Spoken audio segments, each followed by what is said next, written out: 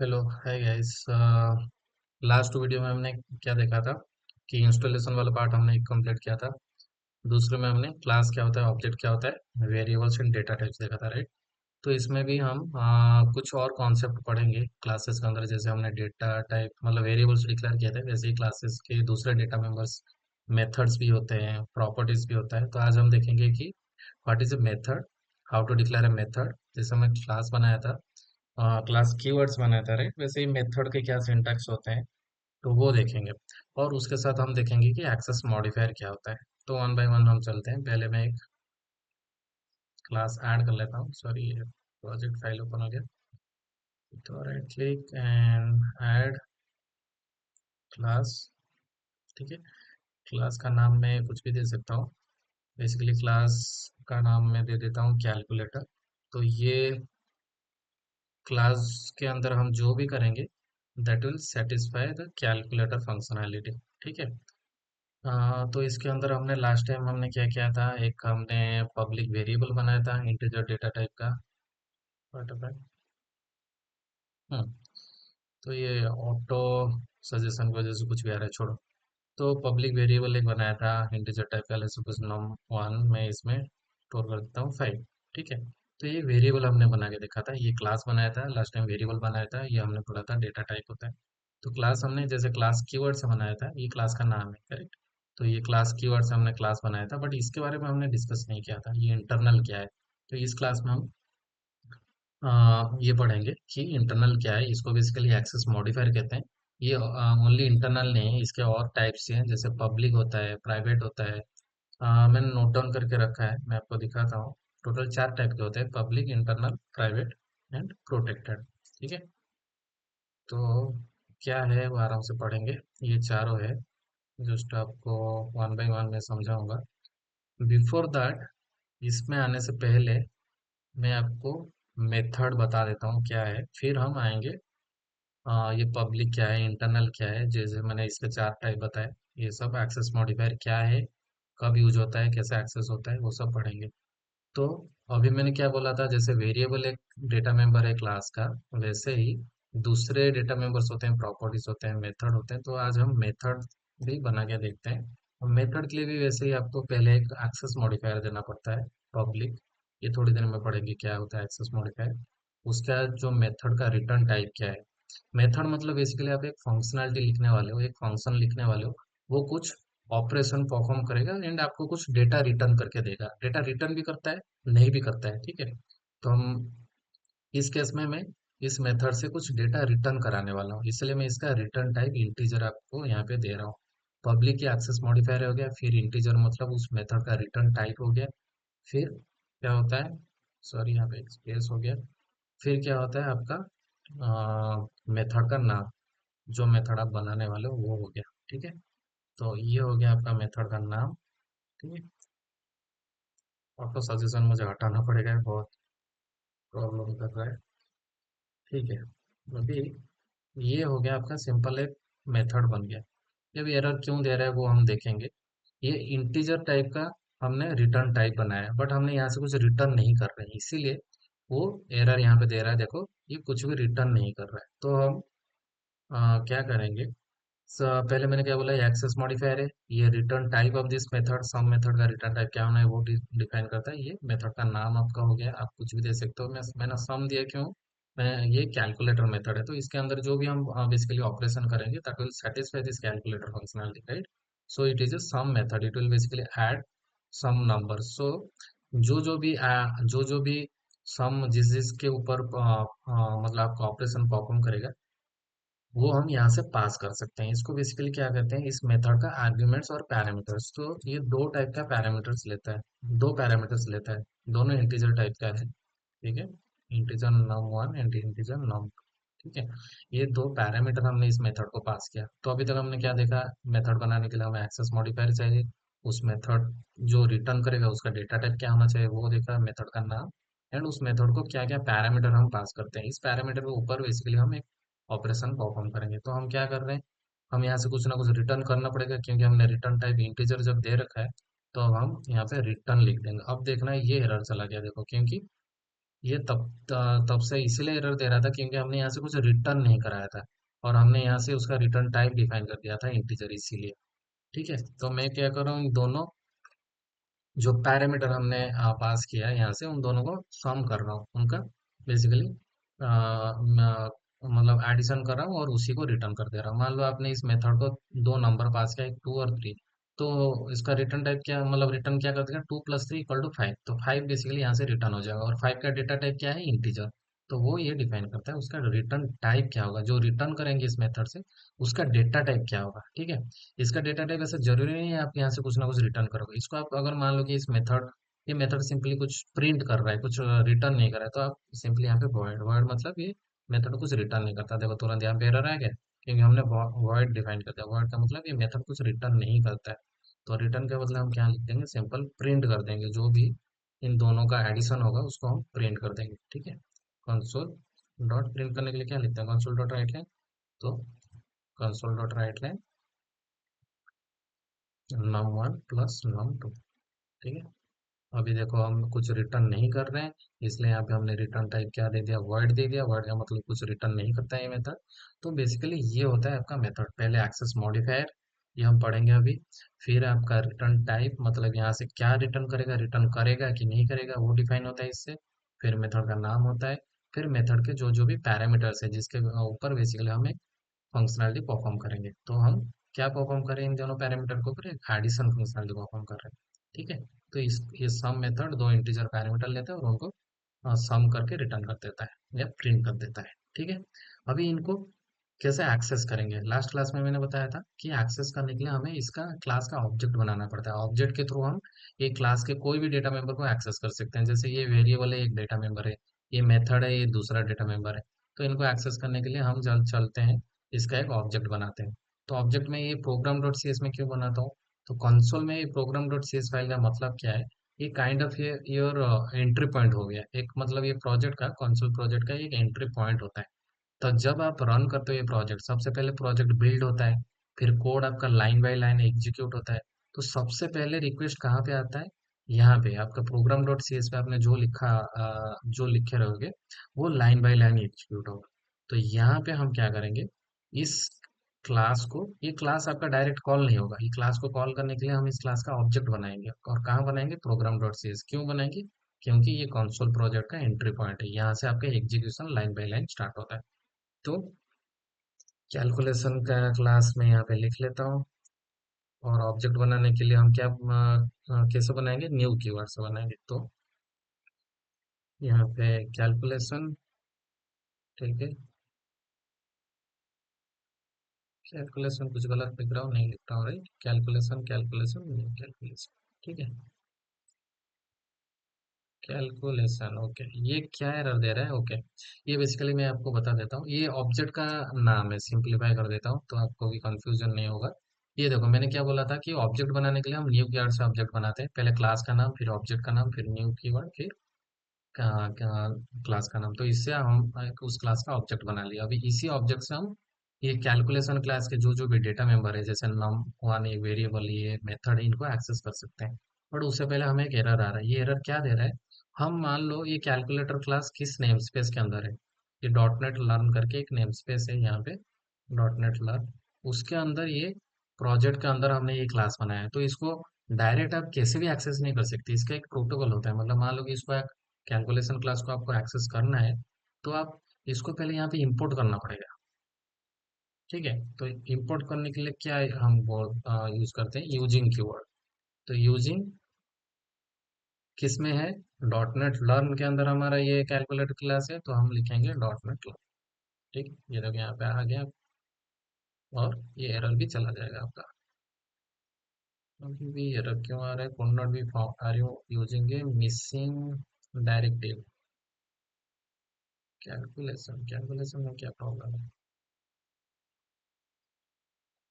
Okay sorry, class का नाम ये है कैलकुलेटर, और हम वहाँ पे क्या दे रहे हैं, कैलकुलेशन, इसलिए एरर आ रहा है।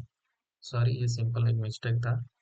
तो कैलकुलेटर यहाँ पे लिख दो, और ये किस नेम स्पेस के अंदर है, हमारा dot net learn name space के अंदर। तो इसको पहले आपको यूजिंग स्टेटमेंट से आपको इंपोर्ट करना पड़ेगा, फिर ही आप इसको यूज कर पाओगे। ठीक है, अभी ये एरर चला गया। अभी मैंने क्या बोला, इस ऑब्जेक्ट के थ्रू हम उसके डेटा मेंबर को एक्सेस करते हैं। देखो डॉट में लिखते ही ऑब्जेक्ट, देन डॉट करते ही आप एक्सेस कर सकते हो। डॉट के बाद आप इसके क्या क्या डेटा मेंबर्स है, एक सम है, दूसरा ये सम एक मेथड है, दूसरा एक वेरिएबल है। तो ये दोनों एक्सेसिबल हो गए, देखो यहाँ पे आपको दिखा रहा है। तो हम बेसिकली सम मेथड को कॉल करने वाले हैं। तो ऐसे एक मेथड को कॉल करते हैं, मतलब सिंपल, आपको जो जो पैरामीटर्स हम पास कर रहे हैं ना सम मेथड को, वो डिफाइन कर दो। क्या पैरामीटर्स पास करें, तो इंटीजर पैरामीटर, तो मैंने 10 और 20 पास कर दिया। तो इसका हम क्या कर रहे हैं, इसको पास करने के बाद वो सिंपली एडिशन कर रहा है। तो 10 + 20 हमें 30 रिटर्न करना चाहिए। और मैंने क्या बोला, ये एक एंट्री पॉइंट है कंसोल एप्लीकेशन का, ये एंट्री पॉइंट होता है। मतलब प्रोग्राम डॉट सी एस में आप जो भी लिखते हो, ये एंट्री पॉइंट होता है, वो लाइन बाय लाइन एग्जीक्यूट होता है। तो यहाँ पे हम एक डिबगर लगा देंगे। जब हमें प्रोजेक्ट रन करेंगे, पहले बिल्ड होगा, बिल्ड होने के बाद यहाँ पे सबसे पहले आपका कंट्रोल आएगा, यहाँ से फिर यहाँ पे आएगा, लाइन बाय लाइन जो भी एग्जीक्यूट होगा, फिर यहाँ से वो कैलकुलेटर क्लास को कॉल करेगा। तो यहाँ पे एक डिबगर लगा देते हैं। ठीक है, अभी हम प्रोजेक्ट रन करते हैं। देखो सबसे पहले वो यहाँ पे नहीं आएगा, आपका कंट्रोल यहाँ पे नहीं आएगा, सबसे पहले प्रोग्राम डॉट सी एस में जाएगा, क्योंकि वही एंट्री पॉइंट है। अभी हमने प्रोजेक्ट रन किया, यहाँ पे बिल्ड हो रहा है, बिल्ड स्टार्टेड। ठीक है, बिल्ड सक्सेस हो जाएगा। बिल्ड सक्सेस होने के बाद देखो सबसे पहले प्रोग्राम डॉट सी एस में आया, उसके ऑब्जेक्ट क्रिएशन पे आया। उसके बाद आप जब F10 प्रेस करते हो, आपका लाइन बाय लाइन एग्जीक्यूशन होता है, मतलब लाइन बाय लाइन डिबगिंग होता है। तो F10 दबाओ, उसके नेक्स्ट लाइन पे गया। यहाँ पे हमने ऑब्जेक्ट डॉट सम लिखा है। तो ऑब्जेक्ट किस क्लास का ऑब्जेक्ट है, कैलकुलेटर क्लास का ऑब्जेक्ट है। तो इस क्लास के अंदर इस मेथड के पास चला जाएगा अभी आपका कॉल। ठीक है, तो F10 दबाओ, देखो तुरंत आ गया यहाँ पे। उसके अंदर हमने क्या किया है, 10 + 20, देखो यहाँ पे 10 भी आ रहा है और यहाँ पे 20 भी आ रहा है, क्योंकि हमने 10 और 20 पास किया है ना सब मेथड को। तो दोनों आ रहे हैं और दोनों को हम मिला के उसको प्रिंट कर देंगे। तो बेसिकली यहाँ पे अगर कंटिन्यू करोगे, तो कंसोल के जो आउटपुट है, ये देखो आउटपुट पे आपको 30 दी मिल गई। करेक्ट, ये समझ गया मेथड क्या होता है। ये डिबगर मैं अभी के लिए हटा देता हूँ। मेथड क्या होता है, मेथड डिक्लेयर कैसे करते हैं, राइट, उसका सिंटेक्स क्या है, मतलब एक एक्सेस मॉडिफायर है, फिर उसका रिटर्न टाइप है, मेथड का जो रिटर्न टाइप है, मेथड का नाम एंड उसके पैरामीटर्स, उसके अंदर उस पैरामीटर्स को लेकर आप कोई भी ऑपरेशन परफॉर्म कर सकते हो। रिटर्न भी कर सकते हो, रिटर्न नहीं भी कर सकते हो। ठीक है, अभी इस पे आ जाते हैं, ये पब्लिक क्या है। कोई भी हम देखो क्लास बनाते हैं, वेरिएबल बनाते हैं, मेथड बनाते हैं, ये एक्सेस मॉडिफायर हम देते हैं। करेक्ट, तो ये एक्सेस मॉडिफायर बहुत एक इम्पोर्टेंट टॉपिक है। मतलब ये डिसाइड करता है आप इसका एक्सेसिबल लेवल क्या होना चाहिए, इसका नाम इसलिए एक्सेस मॉडिफायर है। मतलब आप ये मेथड को कहाँ तक एक्सेस कर सकते हो, कहाँ किस क्लास में एक्सेस कर सकते हो, एक्सेस कर सकते हो या नहीं भी कर सकते हो, ये इसका प्रोटेक्शन लेवल डिसाइड करता है। करेक्ट, तो हम पहले जो चार मैंने आपको एक्सेस मॉडिफायर बताया, public, private, protected and internal, हम वो वन बाय वन पढ़ते हैं। पब्लिक मतलब क्या होता है, बाय डिफॉल्ट देखो, ये मैंने यहाँ पे बाय डिफॉल्ट जब मैं क्लास बनाता हूँ, बाय डिफॉल्ट वो इंटरनल बन के आता है। तो क्लास का डिफॉल्ट एक्सेस मॉडिफायर इंटरनल है। आप इसको सिंपल पब्लिक भी बना सकते हो, देखो पब्लिक भी बना सकते हो। ठीक है, तो पब्लिक का मतलब क्या है, इस वेरिएबल से हम आपको समझाता हूँ। जैसे मैंने एक पब्लिक वेरिएबल लिखा, उस नम वन, उसमें 5 स्टोर किया। तो ये वेरिएबल कहीं पे भी एक्सेसिबल है, with in this application, outside of this application also. उसका मतलब क्या हुआ, मान लो ये एप्लीकेशन, मतलब एक प्रोजेक्ट आपने बनाया है डॉट नेट का। ठीक है, ये एक सॉल्यूशन फाइल के अंदर है। ठीक है, one one out of one project, मतलब इस सॉल्यूशन में आपने एक प्रोजेक्ट बनाया है। वैसे ही इसी सॉल्यूशन में आप दूसरा एक प्रोजेक्ट भी ऐड कर सकते हो, मल्टीपल प्रोजेक्ट्स ऐड कर सकते हो। ठीक है, ऐसा नहीं कि ओनली एक प्रोजेक्ट है, यहाँ पे 3 4 10 जितने भी प्रोजेक्ट आप ऐड करना है ऐड कर लो। तो ये पब्लिक जो वेरिएबल है, ये इस प्रोजेक्ट में भी यूज कर सकते हो ऑल्सो।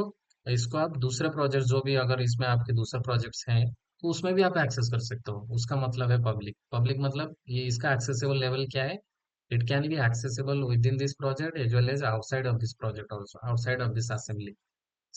उसी जगह इंटरनल एक सिमिलर कॉन्सेप्ट है। अगर आप इंटरनल यहाँ पे डिफाइन करते हो, मान लो कि आपने इंटरनल ले लिया, नंबर 2 करके और एक वेरिएबल ले लिया इंटरनल 2, इंटरनल टाइप का। तो इंटरनल एक्सेस मॉडिफायर क्या डिफाइन करता है, ये सिर्फ इसी डॉट नेट लर्न वाले असेंबली, मतलब इसी प्रोजेक्ट के अंदर एक्सेसिबल है। या यहाँ पे अगर दूसरे प्रोजेक्ट्स होंगे, तो वहां पे वो एक्सेसिबल नहीं होगा।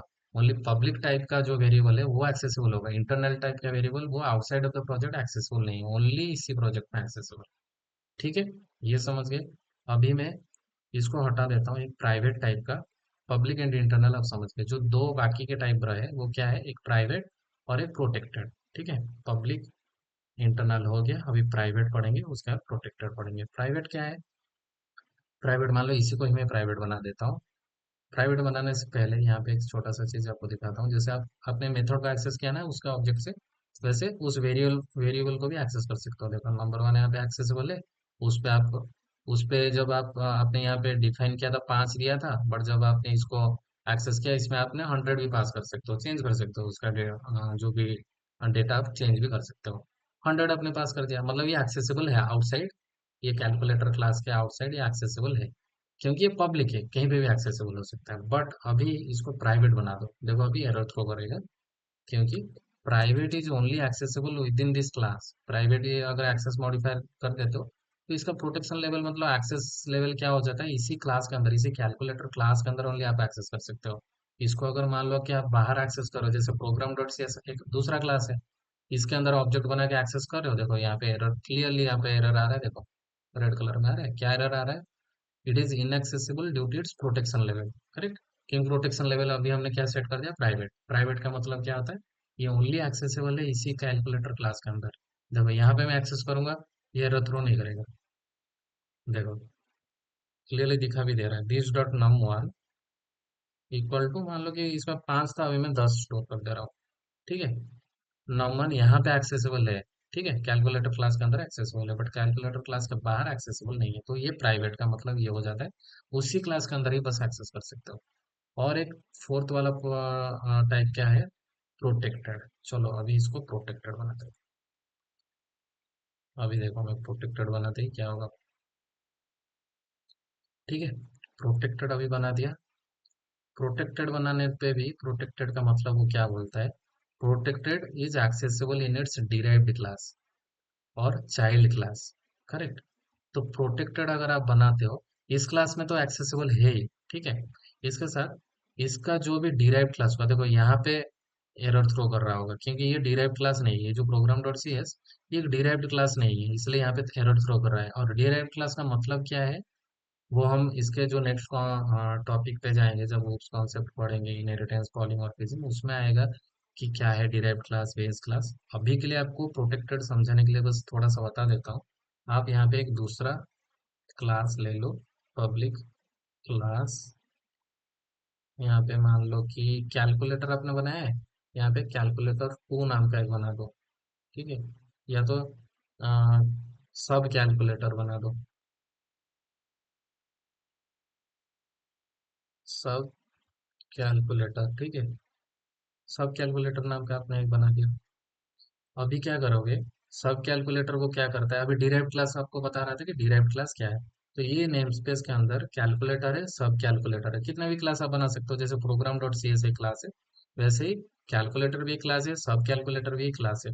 अभी डिराइव्ड का मतलब क्या होता है, यहाँ पे एक कॉलम दो और इसी क्लास का नाम यहाँ पे आप लिख दो, तो क्या हो जाएगा अभी, ये क्लास आपका डिराइव्ड क्लास हो जाएगा, ये क्लास बेस क्लास। मतलब मान लो कि बेस क्लास और पेरेंट क्लास भी बोलते हैं इसको, डिराइव्ड क्लास या तो चाइल्ड क्लास बोलते हैं, जिसको हम इनहेरिट करते हैं। ये इनहेरिटेंस का कॉन्सेप्ट है, जो कि बहुत अच्छे से इसके नेक्स्ट कॉन्सेप्ट पे पढ़ेंगे, नेक्स्ट टॉपिक पे। अभी के लिए बोल देता हूँ, ऐसा अगर जब आप लिखते हो, तब ये क्लास आपका बेस क्लास बन जाता है, ये क्लास आपका डिराइव्ड क्लास बन जाता है, मतलब ये क्लास पेरेंट क्लास बन जाता है, ये क्लास चाइल्ड क्लास बन जाता है। तो बेसिकली चाइल्ड उसके पेरेंट से जो भी फंक्शनैलिटी है उसको इनहेरिट करता है, जैसे आप अपने पेरेंट से इनहेरिट करते हो, वैसे ये आप चाइल्ड हो गए, आपके पेरेंट्स से आप जो भी उनके फीचर्स है वो इनहेरिट करते हो, वैसे ये क्या कर सकता है, अभी यहाँ पे जितने भी डेटा मेमोरी है अभी ये एक्सेस कर सकते हैं ये कैलकुलेटर क्लास का, क्योंकि कैलकुलेटर पेरेंट है, ये उसका चाइल्ड। तो या तो बेस है या डिराइव्ड है, उसका सिनोनिम्स वो भी बोल सकते हैं, बेस एंड डिराइव्ड क्लास। तो ये डिराइव्ड क्लास होता है, नेक्स्ट टॉपिक में बहुत अच्छे से पढ़ेंगे। बट जो मैं हमारे पॉइंट पे आते हैं, ये प्रोटेक्टेड का मैं बता रहा था। प्रोटेक्टेड का मतलब क्या है, अभी ये वेरिएबल इस क्लास के अंदर ओनली एक्सेसिबल है, इसीलिए यहाँ पे प्रोग्राम डॉट सी एस एक डिराइव्ड क्लास नहीं है। डिराइव्ड क्लास कौन सा है, सब कैलकुलेटर। सो सब कैलकुलेटर के अंदर आप जब लिखोगे इसको, तब एरर थ्रो आपको नहीं करेगा। ये जो नम वन वेरिएबल है, इसको आप लिखोगे तो आपको नम मतलब इसको एक्सेस कर सकते हो। बट यहाँ पे आप लिख रहे हो ये एक डिराइव्ड क्लास नहीं है, ये एक आउटसाइड क्लास है, इसलिए आपको एरर थ्रो करना है। ठीक है? तो ये चार कॉन्सेप्ट आपने समझ लिया क्या क्या है। public, private, protected, internal. Public accessible inside the project as well as outside the project. Private is only accessible in the same class. Protected is accessible in its derived class. Internal is accessible within the same project only, not the external project. Public external project से accessible है, internal only same project में accessible है, ठीक है। ये चारों concept पढ़े। Method क्या है वो हमने पढ़ा, मेथड का सिंटैक्स कैसा होता है, डिफाइन कैसे करते हैं वो हमने पढ़ा। और ये जो डेटा मेंबर है क्लास का, इसको अभी के लिए मैं हटा देता हूँ, ये थोड़ा कंफ्यूज करेगा आप। नेक्स्ट क्लास में जब हम पढ़ेंगे उस कॉन्सेप्ट, उसमें भी आपको अच्छे से ही क्लियर हो जाएगा, अगर अभी आपको ये प्रोटेक्टेड वाला कॉन्सेप्ट क्लियर नहीं हो रहा है। अभी के लिए बस इतना याद रखो, ये अपने डिराइव्ड क्लास के अंदर एक्सेसिबल है। डिराइव्ड क्लास हम नेक्स्ट इसमें पढ़ेंगे कि अच्छे तरह से क्या होता है, कैसे डिफाइन करते हैं, ठीक है। तो ये हमने देखा, और उसके साथ साथ हमने देखा कि हम इसको एक्सेस कैसे कर सकते हैं। ये प्रोग्राम डॉट सी एस जो एंट्री पॉइंट है, वहाँ पे उसका ऑब्जेक्ट बना के उस क्लास का हम एक्सेस कर सकते हैं। उसके डेटा मेंबर, जो भी क्लास के डेटा मेंबर से, अगर पब्लिक डेटा मेंबर से, इंटरनल डेटा मेंबर से तो एक्सेस कर सकते हैं। अगर प्राइवेट या प्रोटेक्टेड है तो उसको एक्सेस नहीं कर सकते, ठीक है। आज के लिए इतना ही, नेक्स्ट क्लास में हम उस कॉन्सेप्ट पढ़ेंगे। Thank you.